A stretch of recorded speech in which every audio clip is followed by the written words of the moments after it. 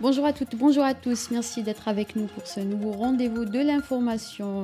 Et dans l'actualité de ce lundi 7 mars, le verdict dans le procès de l'ancien ministre de la Justice Taïb Louh a été rendu aujourd'hui par le juge du pôle pénal et financier du tribunal de Sidi Mohamed d'Alger. Taïb Louh a été condamné à 3 ans de prison ferme et une amende de 200 000 dinars pour abus de fonction et entrave au bon déroulement de la justice dans l'affaire impliquant l'homme d'affaires Tarek Noua Kouninef. Ce dernier a été condamné à 4 ans de prison et une amende d'1 million de dinars. L'ancien inspecteur général du ministère de la Justice, Taïeb Ben Hachem, a été condamné quant à lui à 2 ans de prison ferme et une amende de 200 000 dinars. Le juge a également donné instruction à la confiscation de tous leurs biens et la saisie de leurs comptes bancaires. Le procès de l'ancien président de l'organisation patronale FCE, Ali Haddad, devrait s'ouvrir aujourd'hui au tribunal de Sidi Mohamed à Alger après 2 reports en raison de la mauvaise connexion Internet. Ali Haddad, incarcéré dans la prison de Batna, est accusé de corruption avec les anciens ministres des Travaux publics Ammar Roul et Abdelkader Kadi, ainsi que d'autres responsables dans l'affaire de la réalisation du projet d'autoroute Est-Ouest.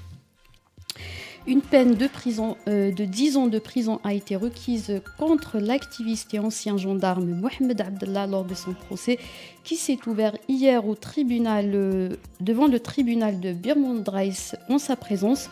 Détenu dans la prison de Blida depuis son extradition d'Espagne, Mohamed Abdallah a été jugé dans une autre affaire en lien avec l'activiste Mohamed Ben Halima qui est actuellement réfugié en France. Mohamed Abdallah est accusé d'atteinte aux intérêts, la sécurité et l'unité de l'État, atteinte à une institution de l'État et à la vie privée des personnes, ainsi que la diffusion de publications de propagande qui touchent à l'intérêt de l'État. Selon les informations rapportées par le quotidien Al-Watan, l'accusé a nié toutes les charges retenues contre lui.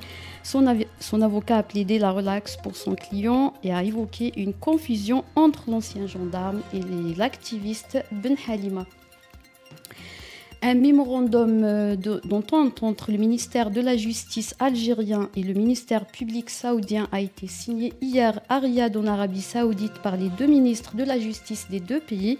Ce mémorandum vient compléter la coopération des 2 pays dans le domaine de la justice, à savoir la Convention de Riyad relative à la coopération judiciaire de 1983 et la Convention relative à l'extradition des criminels et des condamnés signée en 2013.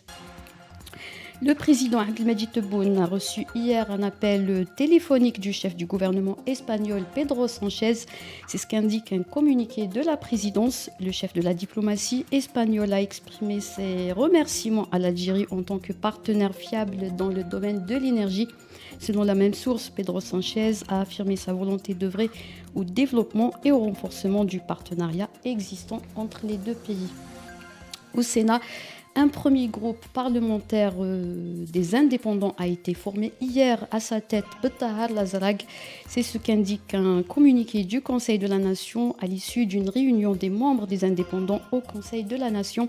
Ces derniers ont affirmé, d'après la même source, que cette proclamation se veut une marque déposée au nom de la Nouvelle République. L'Assemblée populaire nationale a annoncé dans un communiqué la reprise ce lundi de ses travaux en séance plénière. La séance sera consacrée à la présentation et au débat du projet de loi portant règlement budgétaire de l'exercice 2019 et à la réponse du représentant du gouvernement aux préoccupations des députés, puis un vote. La compagnie nationale de pétrole en Libye a annoncé dimanche la suspension de la production pétrolière de 2 gisements pétroliers majeurs.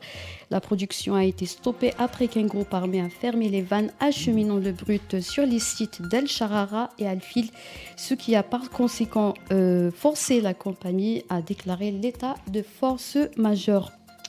Au Mali, une dizaine de terroristes ont été neutralisés hier par l'armée malienne par des frappes aériennes dans la zone de Mandoro, dans le nord du pays. L'état-major général des armées du Mali l'a annoncé hier dans un communiqué, précisant que des terroristes nigériens et des burkinabés faisaient partie de ces terroristes.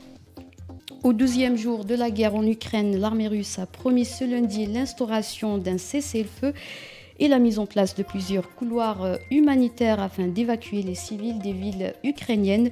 Par ailleurs, un troisième round de négociations russo-ukrainiennes est prévu ce lundi entre les deux pays. C'est la fin de ce flash. Merci de nous avoir suivis.